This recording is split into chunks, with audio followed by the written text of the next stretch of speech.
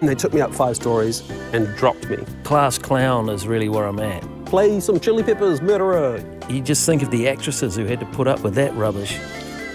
It's a waste of time trying to be nice to some people. What's new? I'm doing Shorty Street. You did it about 20 years ago, huh? I did, yeah. And you were like this loved but hated guy, huh? Yeah, all of the above. Yeah. I came on as like, I was hired as sort of nice guy nurse, and then characters just started dying all over the show. And then I was like, I'm pretty sure that's going to be me. And then they called me in the office and they go, yeah. How far through were you when they told you that? Now, I was there for like 8 months total, and it was probably around that halfway point. Yeah. And did people around you know, like the other cast? I think the first girl that died, Emily, when she went out, I think she made some kind of comment that made me go, oh, I think she knows who killed her. Yeah. But nobody, it was all very hush-hush. Yeah. What were the other cast doing? Were they going, maybe I'm the guy? Bro, so I actually had a dressing room with Kyle McNaughton. Yeah. And he was a murder suspect as well. Yeah. So the whole time I was like, I wonder if it's you, I wonder if it's me. Is it you or is it me? And he was like, I hope it's not me, because I got kids and I got, it's a gig, yeah, you know. And then when I found out it was me, I was like, oh no, this is terrible. And I told a good friend of mine, a filmmaker, Jared, I was like, man, don't tell anyone, but I'm pretty sure I'm going to be a serial killer. This is terrible. He goes, no, bro, this is amazing. Yeah. You get to play Dr. Jekyll and Mr. Hyde and get to do both. And the light bulb went off, and then that's what we got to do. Let's have a pop quiz. One of these is general and okay, here we go. Oh, this is a good one. Okay. No, I'm going to save that for me. No. Let's go. What's the strangest DM or fan interaction you had? Oh, shit. I'm not telling you the real one. Oh, really? Why not? Because... They can edit it out. Oh, no, I've got a good one. During the Joey stuff, I had a girl come to my house, knock on the door, and I came and said hello, and she handed me a letter. Hang on, wait a minute, she had your address. I don't know how she found my house. Okay, yeah. But yeah, she came and just gave me this letter, and it was this beautiful kind of fan letter. Nice fan letter though, not weird. It was, but I was like, this is my house, dude. Yeah. Don't come to my house. Ah. Yeah. But it was a nice letter. But it was nice, yeah. What's your most iconic fail moment on set? Ooh. I mean, we've all done this.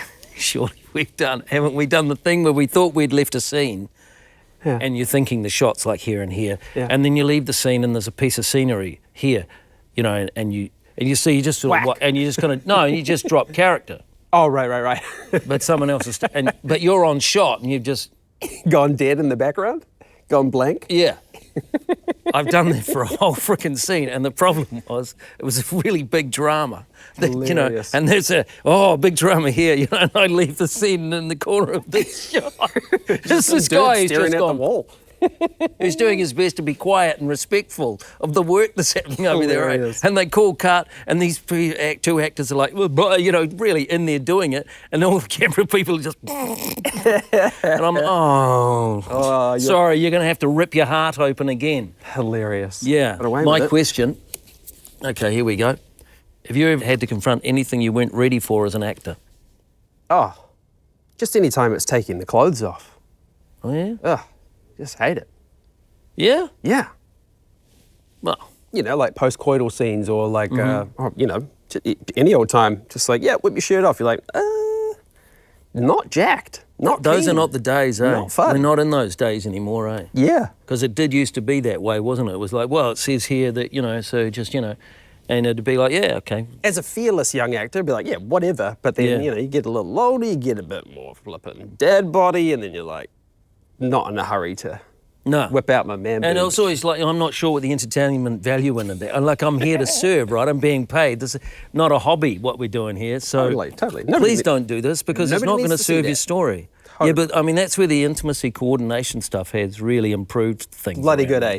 All of a sudden, it's like intimacy is treated like stunts.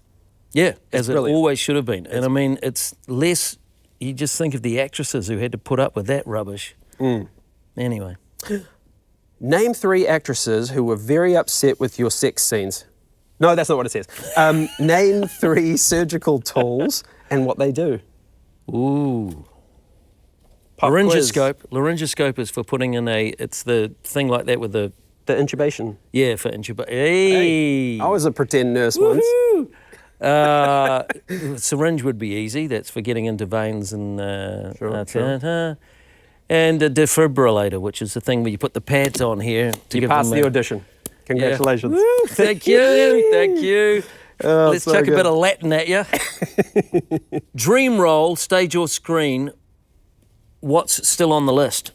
Oh, man. If I could go back in time and look a little bit more like him, I would want to play Jeff Buckley, who's a musician. Thanks for that.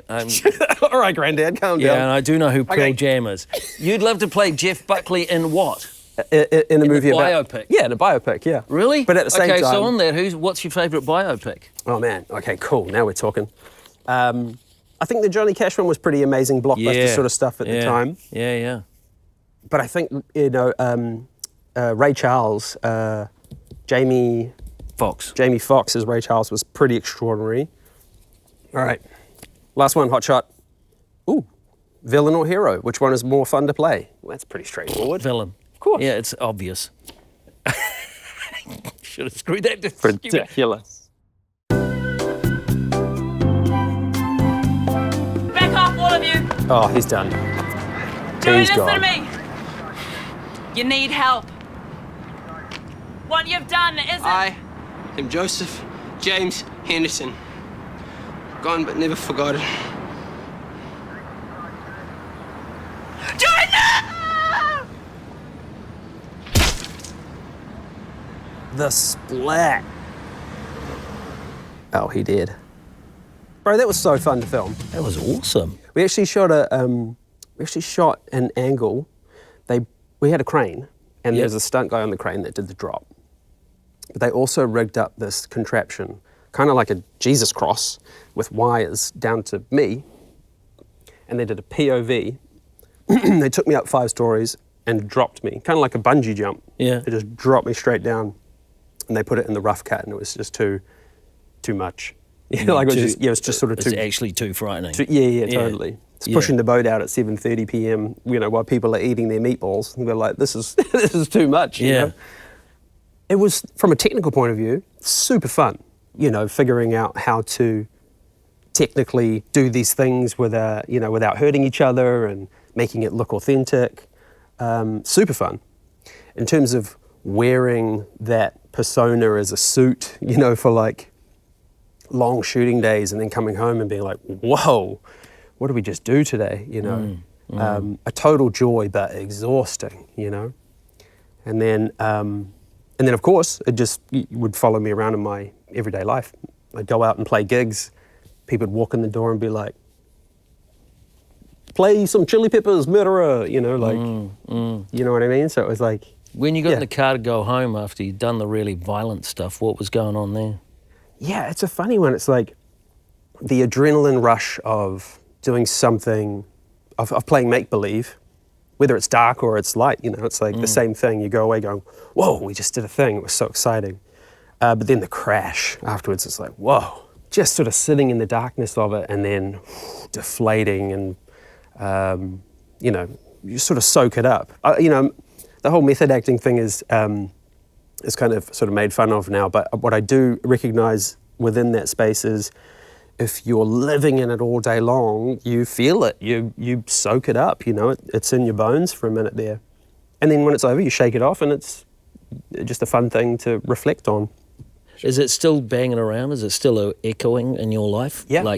Are you confronted by it reasonably regularly still with people going, oh, you're the... Pretty much every time I leave the house, yeah. Still? It's New Zealand. Isn't that amazing? You know what, it's a compliment because people gave a shit about it and they still are keen to be like, hey. But the best way I think about it is when the show first started, I remember seeing, like if I saw Rangi walk past me now, or Kirsty, if I saw any of them, I'd be like, Kirsty. Hey, there they are. Kirsty. Like it's just ingrained, it'll be on their tombstones, Joey will be on my tombstone, and that's cool. I've got no problem with that. So whenever anybody spots me for it, it's real easy to be like, yo, yeah, I'm that guy, what's up? Yeah. And have a good chat about it. it's just like this interesting, distant memory that I have that sort of follows me around, and is a good conversation And how starter. old were you when you did it? It's like 27. Okay, still very It was like young. 20 years ago now. Yeah. You're still very young for that. Yeah. Emmett, come on. You just- are not Oh, tell me what's happening here. charge, mate. As much as Yeah, you this want was to Emmett's the boss, it's a bloody out. charade. Like this was at the end of my first sequence. Freaking exhausting. What you want to do is stand around congratulating each other on how bloody woke you are and shun anybody who's not a member of your club. You, with your ridiculous open relationship, which you all have to hear about all the bloody time. It's so boring. It's ridiculous and disgusting and pathetic. Emmett, stop it. Oh, you love it, don't you? You know what? I'll save you the trouble. I quit. I freaking quit! Oh, amazing. I'm not gonna put up with this libtard bullshit for 1 second more. Oh, flip yeah. Bro, how fun that you get to do that. It's like we an don't do aria, that. eh? We don't do that in real life. Nobody talks to each other like that in real life. Well, I don't know, man. How fun to just strap that on and just go crazy. Yeah, because, you see it coming out like 6 weeks beforehand, eh? And I saw that and I was like, oh, my goodness. That's going to be fun. Yeah, because, you see it on the page and it's like whompher. And you got to give it structure and whatever. And Yeah, you come across as a guy who deeply prepares because your character feels lived in. Yeah. Like I dipped into your reels, your Catherine Rawlings show reel, and I was Oh, like, yeah. damn, all of these characters, they all feel very lived in. Old. No, like a baseball mitt, like a lived in character. Oh, man, that's nice. Thanks, bud. You're welcome. I mean it. Yeah, well, they're always playing with, which is what I love about long-form telly is, you can always peel back the onion. It says cliche, but it's true. Yeah, and that sort of stuff, when you see that coming, you're like, what do I do? Yeah.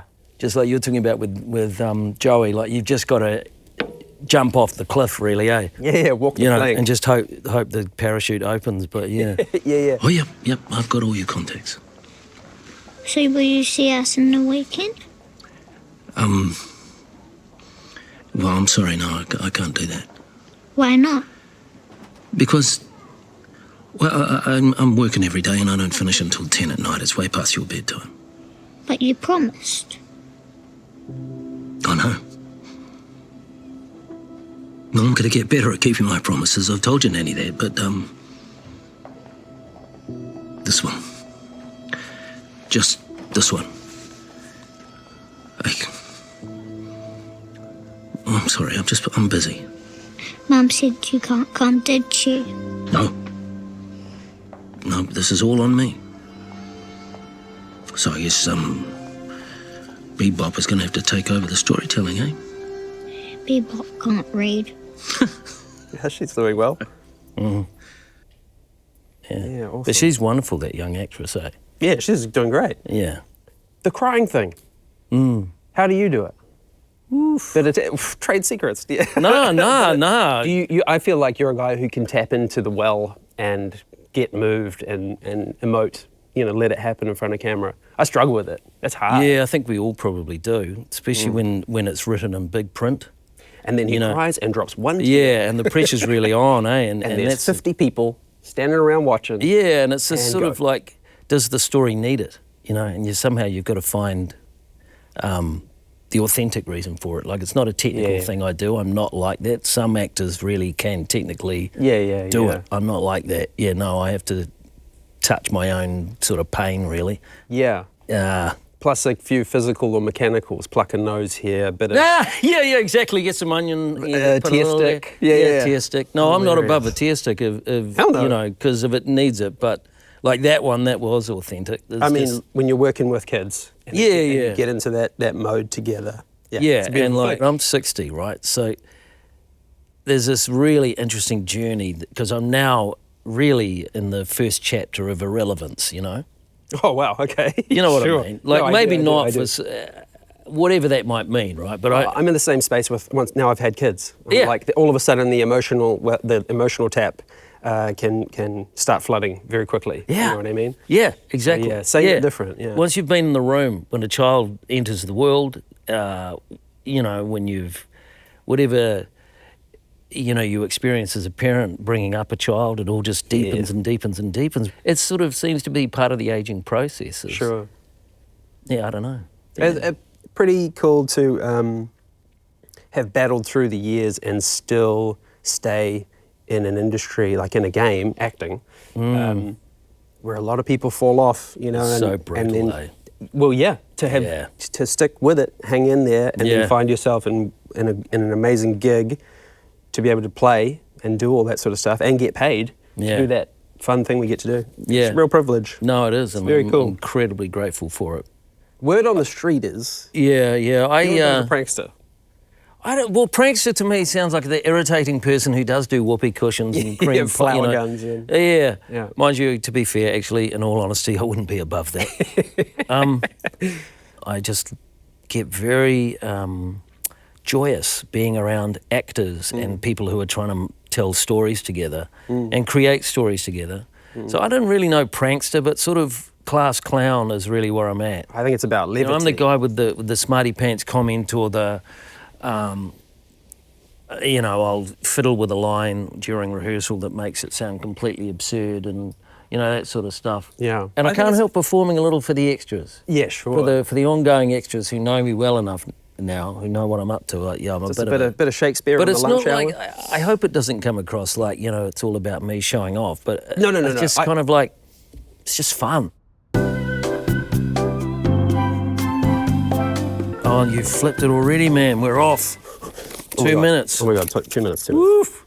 Hey, who was the actor who inspired you to want to become an actor when you were younger? There was a show when I was a kid called Moynihan, and it was a New Zealand show. It had Ian Mune playing a union organiser, and it was gritty and funny, Mune